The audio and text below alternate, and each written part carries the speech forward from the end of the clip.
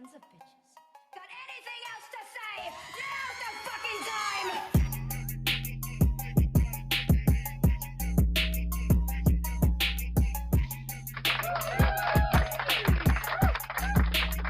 What's going on, friends? Happy Saturday. Oh, wait, Tim. Happy Wildcard NFL playoff weekend. You know, I had a topic I was going to talk about. I'm not even going to say what I was going to talk about, but I'm going to wait to talk about that because really today I just kind of want to talk about some football. And, since it's my show, I'm going to talk about whatever I want to talk about. So we're going to talk about some football today. But before I talk NFL football, I just want to say rest in peace, Pac-12 football, RIP, sad, sad, sad. I can honestly sit here and say that by no means am I a UW fan, but I was pulling for them in the way that I would pull for any Pac-12 school kind of during bowl season. I really wanted the Pac-12 to go out on a high note, and it was disappointing to say the least that UW was not able to get it done against Michigan. And that's it. Just like that. No more Pac-12 football. Everyone's going their separate ways. The almighty dollar wins again. I don't know. Maybe on some level, I'm hopeful that someday, 10, 20 years down the road, the Pac-12, or at least the Pac-10, will get the band back together, so to speak. Wishful thinking, I'm sure. So yeah, I don't know, man. It's kind of a bummer, and it's like now it's into basketball season, and it's just like these are going to be the last Pac-12 basketball games, the last Pac-12 swimming meets, and track and field is coming up, and the last Pac-12 baseball, and it's sad that an entire conference that has the history of the Pac-12 is gone. Just like that. It's very, very unfortunate. But I do understand that it's a business and money talks. You know what I wish would have happened? I wish that football would just go do its own thing. Like, don't include all the other sports. Let the Pac-12 exist minus football. And let the football, all the Power 5 football conferences, let them just do their own thing with football. And I don't know how that would work revenue-wise. And, obviously that money gets distributed throughout, all the athletic departments. But come on, dude, there's so much money right now. Billions and billions of dollars are flowing through college football. Like, I'm pretty sure the trickle-down effect to the other sports would be adequate. And then that way you get to preserve the conferences, and then really you're kind of just giving the people what they want anyway, which is minor league football at that point. And I don't care. I mean, yeah, you call it what you want. Oh, but they're student athletes. Shut the fuck up. They are not student athletes. They are there taking advantage of that school, just like every other student who is at that school taking advantage of what that school has to offer. Okay? You telling me that some chemistry student isn't taking advantage of what that school has to offer? Some physicist isn't taking advantage of what that school has to offer? All these students who are paying money to be at those schools are taking full advantage of what those universities have to offer. And the athletes are absolutely no different. Everyone has their own reason, whatever their reasons are for going to school, they're all there trying to put their best foot forward to get out into the real world. And for some people, they see sports as their way out of their whatever their situation is. And kudos to them for rolling the dice and betting on themselves and shooting their shot and trying to make it to the pros. Good for them. Good for them.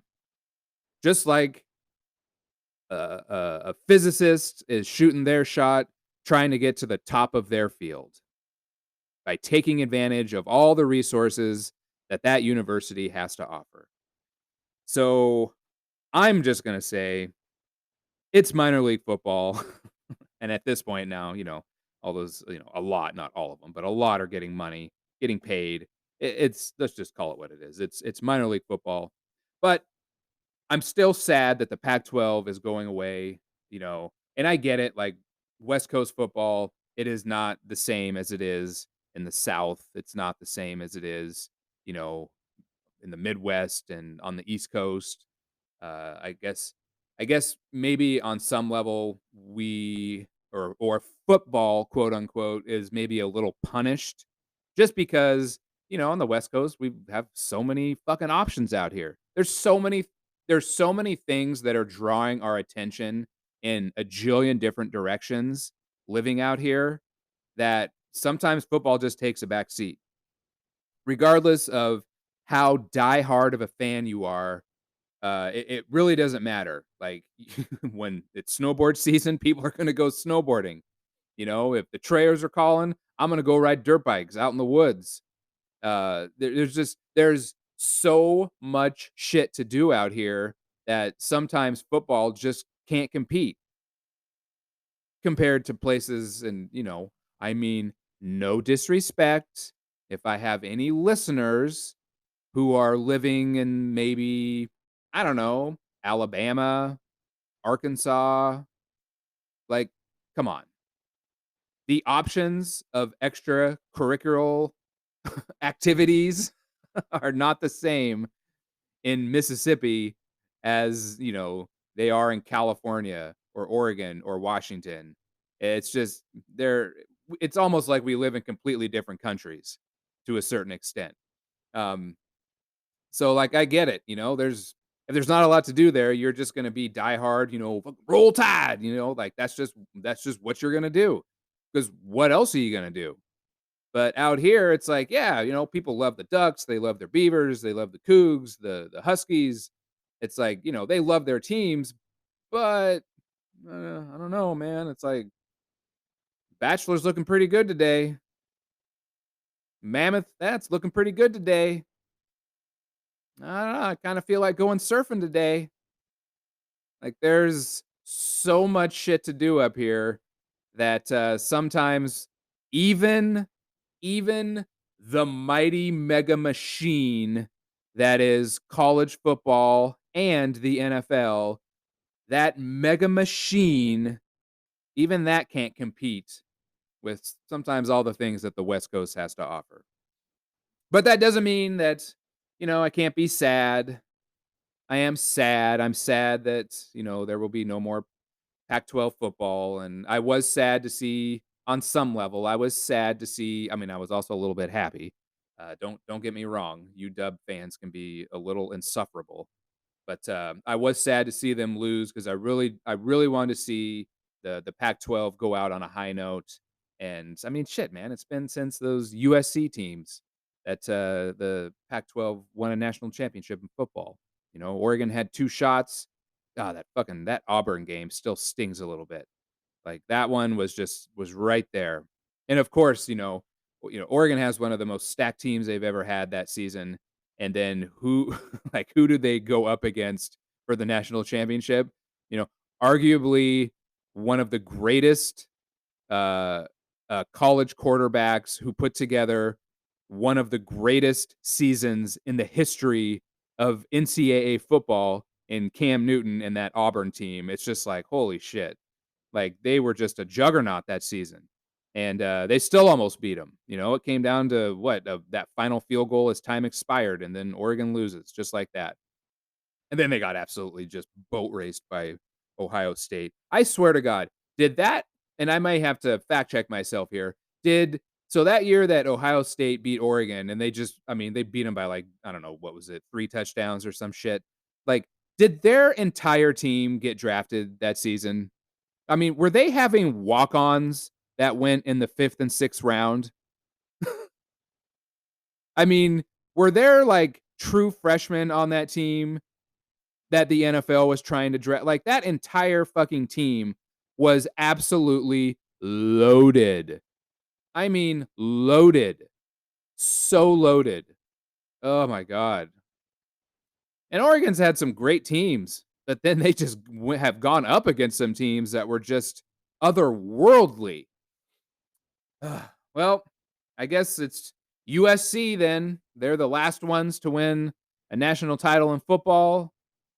God, it's been such a long time since those Pete Carroll teams. God, I was hearing was, some of the podcasts I listened to are definitely more sports based and people were speculating that Pete Carroll should come back to USC. Like, oh man. Could you imagine Pete Carroll going back to Trojan land? Actually, I would love to see that. College football, when USC has it rolling, when USC is contending for national championships, I feel like it's better for the game overall. To have that, and regardless of how good Oregon is, and regardless of how good Washington is, uh, and they definitely bring eyeballs, out to the West Coast, and Oregon travels well as far as fans. You look at any bowl game they've been to, regardless of where in the country it is. Oregon travels very, very well, and so does UW for that matter.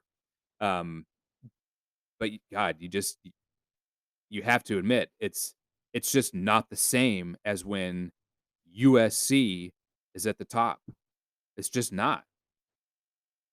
I I don't know what it is about USC, but when USC has it rolling, it's just different. And I can't sit here and say that I'm some big USC fan. I mean, I actually am a USC fan. I honestly, I have to admit, I have 2 USC football hoodies. I'm kind of a hoodie whore, and so I guess maybe I think I have more USC hoodies than I do any other school except for the school that I went to, the Western Oregon University Wolfpack hoodies. I have quite a few of those. Uh, Sadly enough, they did not have a great season this year. It was a little rough for them in the old Lone Star Conference. They did pretty good, but still not. They were not going to any bowl games. They were not making the Division II playoffs this year. Maybe next year. We'll see how next year goes. So anyway, rest in peace, Pac-12 football. I salute you. We all salute you. It's been a great run from the Pac-8 through the 60s and 70s to the Pac-10, and then it transformed into the Pac-12. It's been a great run, and I, for one, am keeping my fingers crossed on some level that maybe in 10 years when TV deals expire and all that shit, you guys will get the band back together. Minus Utah and Colorado. They never seemed right for the Pac-12. They just never seemed right.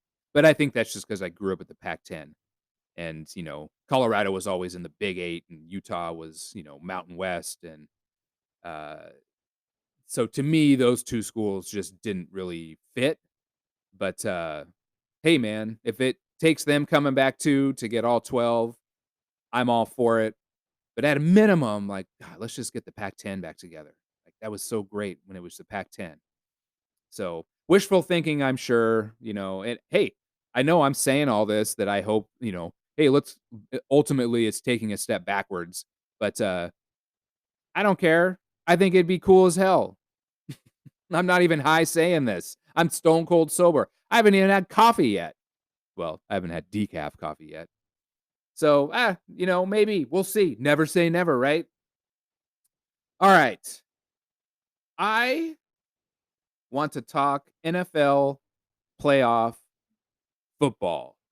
Now, I'm happy that the fucking regular season is finally done. I can probably count. What is that? OMG. So I pulled up ESPN.com, and of course, an ad just immediately launches right in all of our ears. So we're going to keep that muted because I don't want to hear that shit again. Uh, like I was saying, I'm extremely happy that the regular season is finally over. 18 weeks of yawn. It's like, can we just get to the point already? Like, the point is getting to the playoffs so we can get to the Super Bowl so we can crown a champion. And all the fluff that leads up to that, I'm just not into it like I used to be. But I do care about the playoffs, and I'm interested in the playoffs, and I follow enough of the regular season. Like I have an idea, kind of about who's gonna do well and who's maybe not gonna do well. But who knows? I mean, let's be honest. None of us really know for sure. None of us do. We're all speculating here. You can look at all the stats you want. You can look at all the analytics, all you fucking nerds out there who are fine tooth combing, you know, every single the wind at 3 miles an hour out of the northeast, and teams wearing their road whites, and Nike shoes have a 1.8% better chance. It's like, shut the fuck up. Like, come on. What are we doing? This is still just football, and ultimately, the better teams with the better quarterbacks are going to win. Now, I think where this year might be a little different is that the weather is going to probably be a complete factor in some of these games. So, with that said, I'm just going to go right down the list of games as they are scheduled to occur, and I'm going to predict my winner. Okay. Now, my reasons for predicting winners, I mean, some of them might be legitimate reasons. Some of them might be absolutely ridiculous because I'm a little ridiculous. So it just stands to reason that maybe some of my explanations for picking a winner might be a little ridiculous. Game number 1,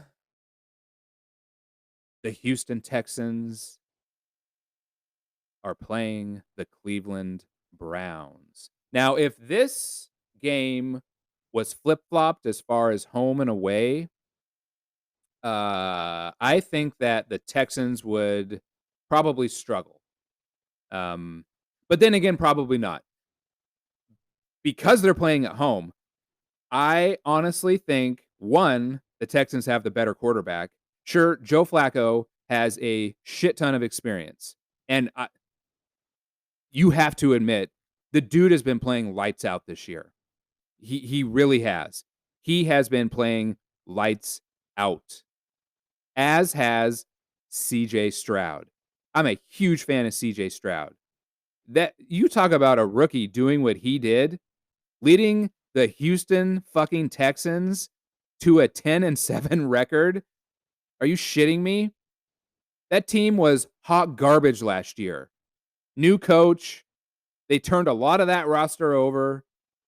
Rookie quarterback that a lot of people were saying wasn't near as good as Bryce Young. And, he falls a little bit in the draft. The Houston gets him. He has had one of the better seasons of any quarterback this year, let alone any rookie quarterback. So when I look at this game, I'm not saying that Joe Flacco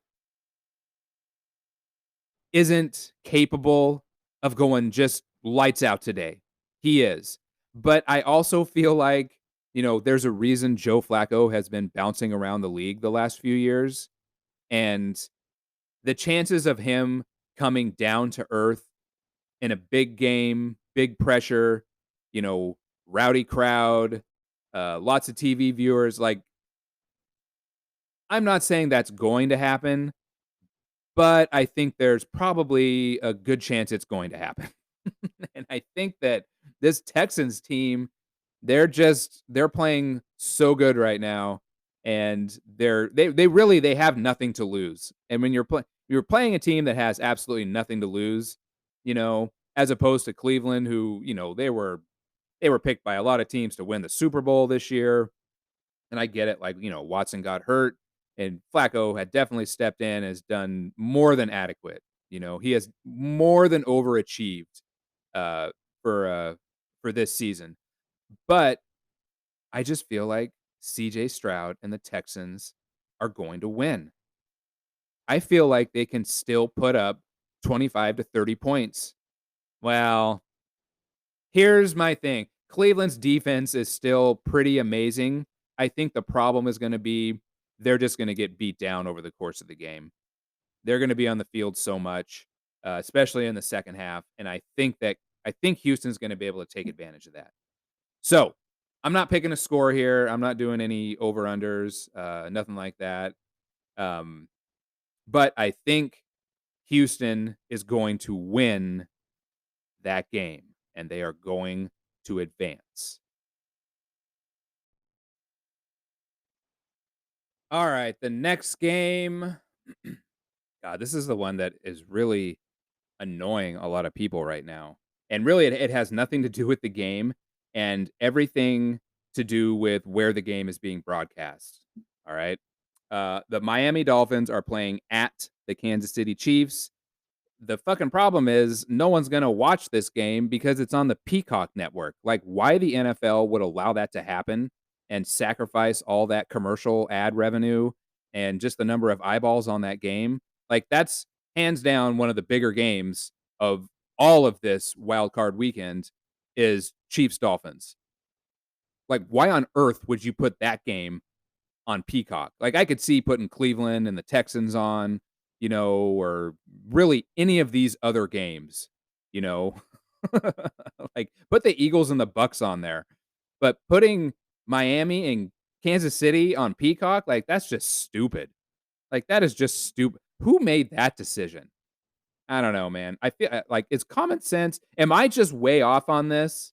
Am I like, is that a good decision? Like, what's the benefit to putting that game on Peacock? Arguably the best quarterback in the league right now with one of the better teams. And I mean, say what you will about Tua and the Dolphins. They draw eyeballs. People turn them on. People want to see Tyreek Hill. They want to see Tua. People like the Dolphins. Like, I don't understand why you would put that game on Peacock. Like, I must be missing something from a broadcast standpoint. I don't know. I mean, it makes no sense to me. So I will not be watching that game because I don't have Peacock, and I'm sure as fuck not going to subscribe to it just to watch a football game. Like, to me, that's stupid. So NFL, if you're listening to this, stupid move on your part. Now, that said, this is one of those games that, regardless of who has, the better roster, the better quarterback, blah, blah, blah, the weather is going to affect everyone.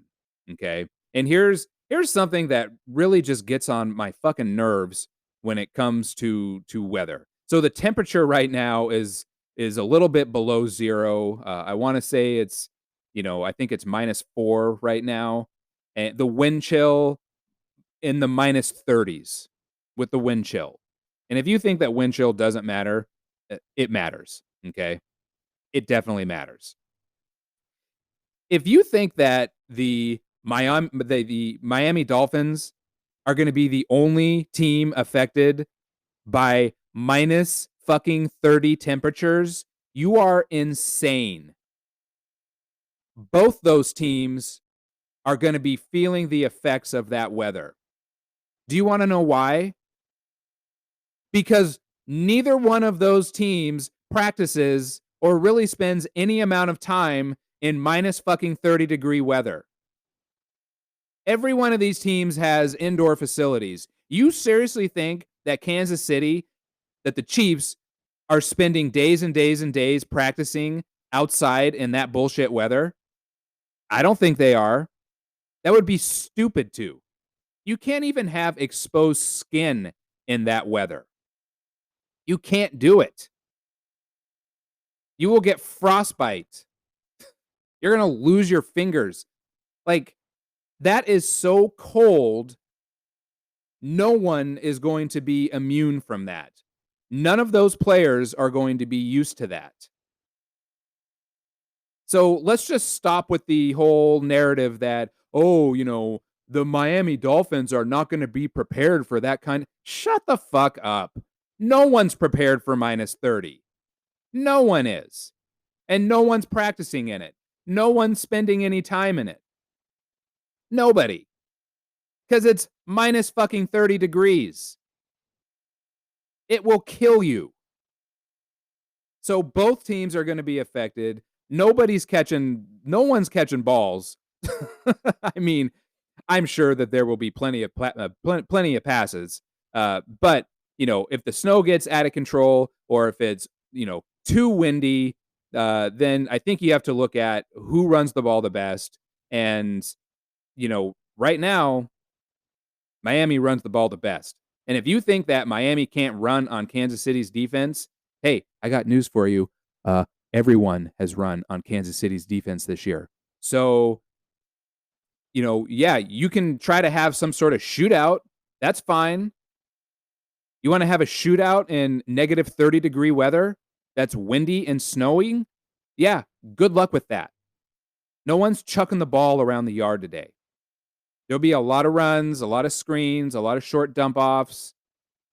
But I just kind of feel like this is one of those games. If there was ever a combination of outside events that could affect a quarterback like Patrick Mahomes, I mean, this is literally what it's going to take to affect him. It's going to take minus 30 degrees, snowing, and windy. Okay? That's what it takes to slow down Patrick Mahomes. And unfortunately for Kansas City, that's what the weather is. So I think this game's going to be a lot better. Dude, nobody is picking Miami to win. Nobody. Except me. I think the Dolphins are going to win this game. I think they're going into Arrowhead, and I think they're winning this fucking game. And if I had to put a score on it, 24-21. 24-21. With two teams who are more than capable of scoring in the 40s every single game, I think they'll get half that. 24-21. I think the Dolphins pull it out. I think they run, and really, like, one of Tua's strengths is short dump offs. This is like perfect for him.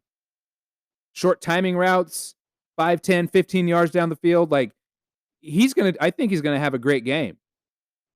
But Miami can run the ball. Kansas City, I mean, you say what you want. Yeah, Patrick Mahomes is great. Yeah, they still have some amazing players, but this is not the Kansas City teams that we've seen the last few years. This is not those teams. This team is not those teams. So I think their defense is going to struggle today. And hey, everyone that's going to be on that field is a human, just like the rest of us.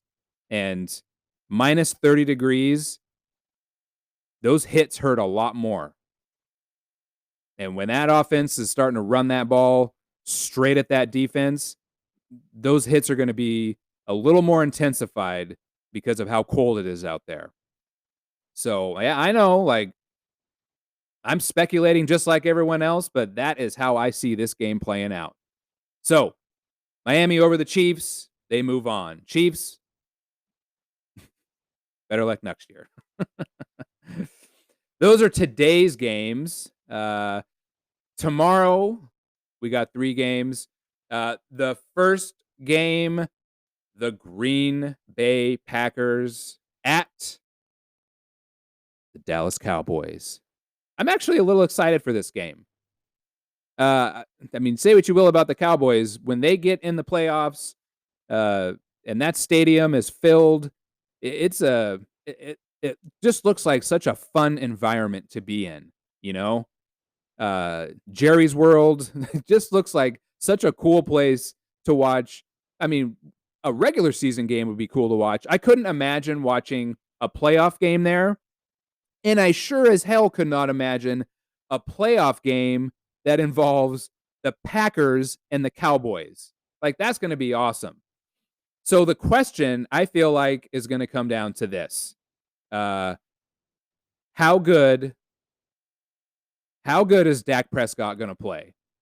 Because Dak Prescott is notorious for having really good regular seasons and then absolutely shitting the bed in the playoffs. All right? The guy knows how to turn the ball over, and it seems like he does it a lot in the playoffs. So Jordan Love has been playing very well this year. I think that Packers team is very underrated. Yes, they won 9 games, but I know they had a handful of games that really could have gone either way. Like, this team could have easily have won 12 games. Both these teams could be sitting at 12-5 right now. Okay? And let's also remember, this is Jordan Love's first year as being a full-time starter. So again, I feel like we're looking at another team with nothing to lose here and everything to gain. This was kind of a free season for the Packers. First year starter Jordan Love, lots of turnover on the roster. They overachieved. I feel like Green Bay overachieved, and they're playing really, really well. If Dak Prescott does not turn the ball over, Dallas wins. And God, man, as much as I hate to say it, I think that's how it's going to play out. I think Dak's going to be fine. I don't think Dallas is going to win the Super Bowl, but I think they're going to beat the Packers today. I think the Jordan Love magic, the great season that they've had, I just feel like it's going to come to an end today. It's not going to be a blowout by any means. Like, all these games are going to be competitive, but I think that the Packers are just going to come up short, and I think Dallas is going to move on. I think Dak's going to have a good game today. I do. Man, it's hard for me to say that because there's like 25% of me that doesn't believe it. But I think he's going to have a good game today. So, Cowboys win. Sorry, Pack. Next year, you get to play a full season with a bunch of pressure. But this year, you kind of had a little bit of a pass. All the pressure was on this next team for the next game, the Detroit Lions hosting the LA Rams. You talk about a team that played with some pressure this year.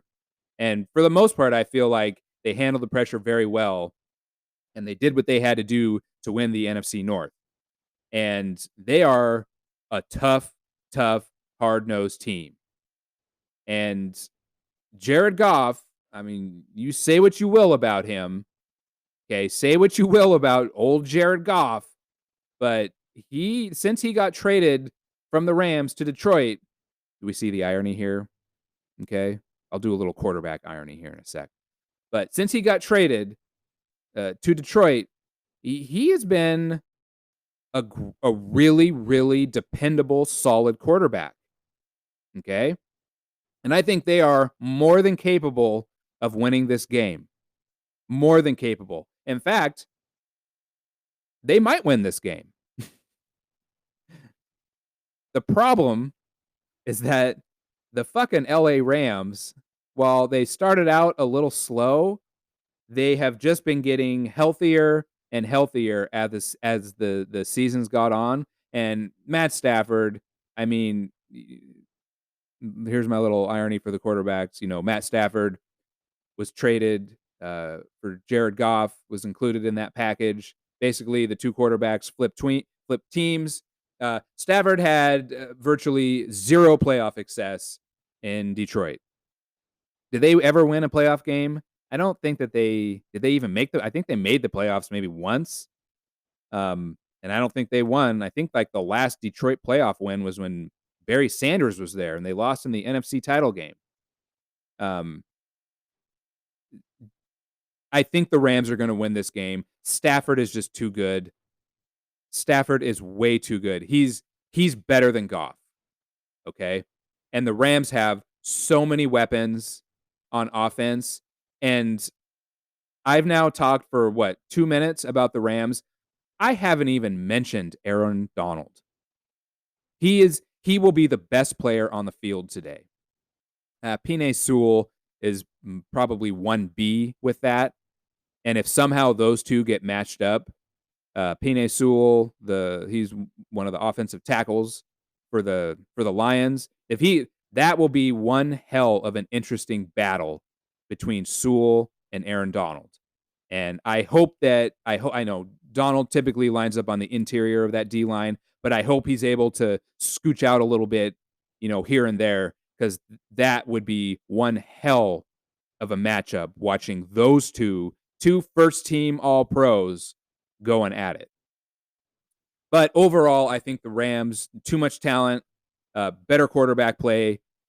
I think when it comes to crunch time, I think that Sean McVay is just going to be a better coach than Dan Campbell. And that's not a knock on Dan Campbell. McVay just has more experience at this point, from a schematic standpoint. And I just feel like the Rams are going to go in there and just stomp on the stomp on the hearts of the Detroit Lions. And as much as I would love the Lions to win, like I love a feel good story. Like I got no beef with Detroit. I got no beef with Detroit. I was a huge Barry Sanders fan when I was a kid. So I feel like I ended up watching a lot of Lions games just because I like to watch Sanders. And like I honestly, I am pulling for Detroit to win. I want them to win. I think it would be great for that city if they won this game. I mean, what a great thing for that city. Detroit having a deep playoff run. Getting to the NFC title game, maybe even getting to the Super Bowl. Like that would be such a good thing for that city. But it's probably not going to happen. Rams are going to win. They're just too good. They're coming together and they're gelling at the right time. Like, who gives a shit what you did during the first quarter of the season? They've just gotten better and better and better every single week. And really now they're healthy, and they're healthy at the right time. And, this is when you want to be. Who gives a shit if you're healthy week 1 through 6? Like, that doesn't matter, if you can just play 500 ball for like the first half of the season, you've put yourself in a great position to make it into the playoffs, and then keep yourself healthy and make a deep run into the playoffs. And that's essentially what LA did. So, man, I'm pulling for Detroit. I really want to see them win, but when I just look at it from a realistic standpoint, I just don't think they have what it takes to get it done this year. And when they do lose this game, they're going to have to. I think it's good. Honestly, I think it's going to be because of their offense and because of their quarterback play. And, that's just the way the cookie crumbles. When the offense comes up short, quarterback takes the blame. So they're going to have to address that issue, or maybe they won't, and they'll just run it back and see if maybe they can do a little better next year. But 12-5 for them was a great season. I won't be surprised if they win. I just don't think that they're going to. All right. How am I doing on time here? Doing good on time. The next game, which was supposed to be today, but it just got moved to Monday because the weather was absolutely terrible in Buffalo. Temperatures were, it's basically just a blizzard over there.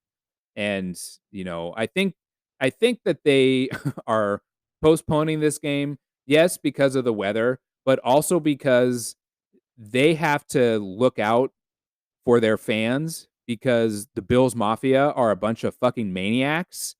and they know that no matter what they tell them not to do, like, hey, don't take your shirts off when you're in the stadium and it's, negative 80 degrees. Well, you're going to look around that stadium. How many drunk fat dudes are you going to see with their shirts off, just waving scarves around in their t-shirts like, look at us? Like, there's going to be a lot.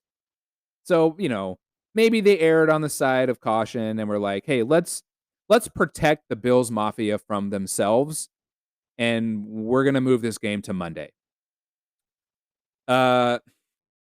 This game all comes down to Josh Allen. He threw 18 picks this year, 29 touchdowns, but 18 picks. If he doesn't turn the ball over, Buffalo is going to curb stomp Pittsburgh. But that's going to be the challenge, is that for whatever reason this year, Josh Allen has reverted to the Josh Allen of like 2 and 3 seasons ago, when he was throwing the ball to everybody. Everybody was catching passes. People on his team were catching passes. People on the defense were catching passes. People standing out of bounds were catching passes. Like, everyone was catching passes.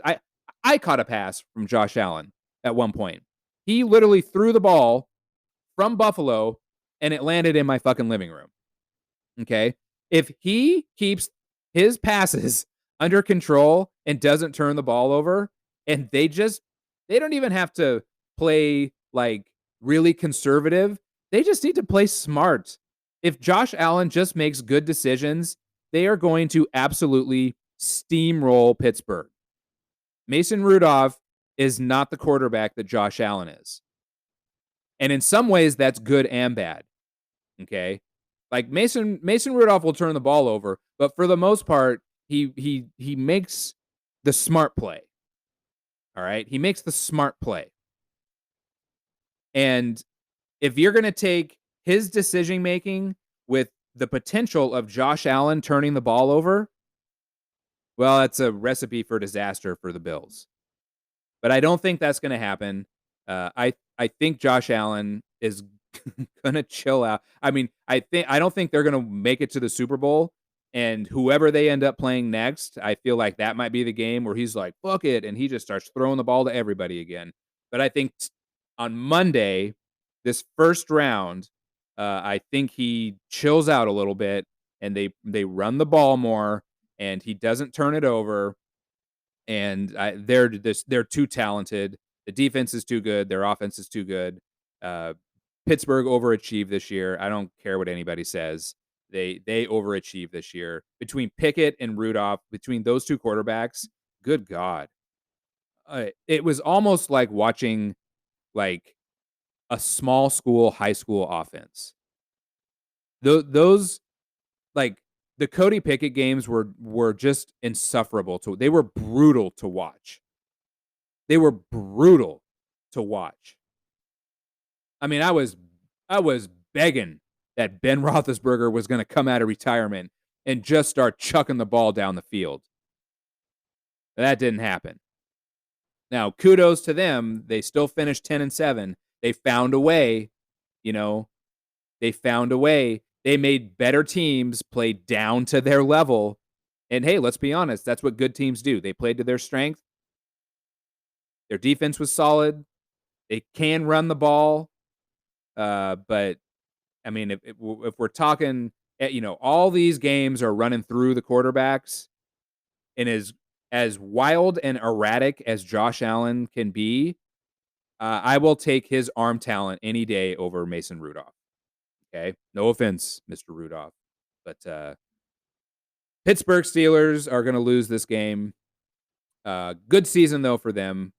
I am a big fan of Mike Tomlin. Did you know he's never had a losing season? He's never had a losing season since he's been an NFL head coach. Never had a losing season. That's unbelievable. What is he? I think he's the longest tenured coach right now at what is it, like 18 years or some shit. Never had a losing season. That's unreal when you think about that. Like, it's so even Bill Belichick has had down seasons. Mike Tomlin has not had a down season. He's in the mix every year. He's won how many Super Bowls? One? I think he got one Super Bowl. Like, he's always in the mix. I'm not saying this is going to be an easy game for Buffalo, but I just feel like they're too talented, and Josh Allen's going to play more within himself, and they're gonna get through Pittsburgh. All right, and the last game, God, talk about, this is like a head scratcher. Like, if the playoffs would have started 10 weeks ago, I would have said that the Eagles would put 60 up on Tampa Bay. I think that final score would have been 60-7. All right. But at some point during the season, and I know like Jalen Hurts, like what he banged up his hand. I think they started out like 9-1, 10-1, something like that. And then they just started losing games, and they started having guys getting hurt. They finished up 11-6. Like, that's not a good. They are backing into the playoffs right now. They're backing into the playoffs. Okay. This is not, and I get it. Like, Tampa Bay, the NFC South, probably, between Carolina and as inconsistent as New Orleans was all year, and then the fucking Falcons, like, they were the worst division in football, and Tampa was just the best of those four shitty teams. But this is not a good matchup for Philadelphia. You got Mr. Chip on his shoulder himself, Baker Mayfield. I honestly feel like he is going to find a way to pull this out. I don't know how, but I feel like this is a ridiculously winnable game for Tampa Bay. Plus, they got him at home. I think they're going to do it. I don't think Philadelphia gets through this game. I don't think they win this game. I have a real hard time looking at the way Philadelphia played the last third of this season. I can't look at that and then say, yep, they're going to beat Tampa Bay. No, I don't think they are. If anything, Tampa has been playing better than Philly the last part of the season. So, I don't know, put a gun to my head. I'm picking Tampa on this one. And I think that Baker is playing better than Jalen Hurts right now. And Jalen Hurts is injured, but he's still going to play. But I think that Baker and Tampa are going to pull this out. I don't think there's going to be a lot of points scored. I don't think there's going to be a lot of points scored, but I think Tampa's going to score more points. I think they're going to score a little bit more points than Philly. And honestly, I just feel like this is a recipe for disaster for Philly. And oh my God, can we just imagine how those fans in Philly are going to be when they lose this game? I mean, are they going to burn the city down? Could you imagine being a Tampa fan in Philly? So you're just at some bar, maybe you're there with your wife. You're, oh, hey, let's go watch the game. And you put on like a real incognito Tampa hoodie. Like, maybe it's like black, like just like black and red, but real subtle. So like really just at a glance, you wouldn't even be able to tell that it's a Tampa hoodie. And then Tampa wins. And now you have like an entire bar that just wants to fucking murder you.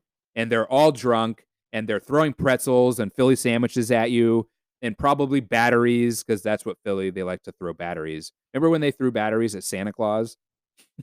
On that one, the old Veterans Stadium. And Santa came out. Those fucking assholes started throwing snowballs, and then they started throwing batteries and garbage at Santa. That was hilarious.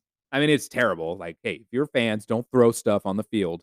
But, I mean, it was a little funny. The city of brotherly love? Yeah. Only if you're from Philly.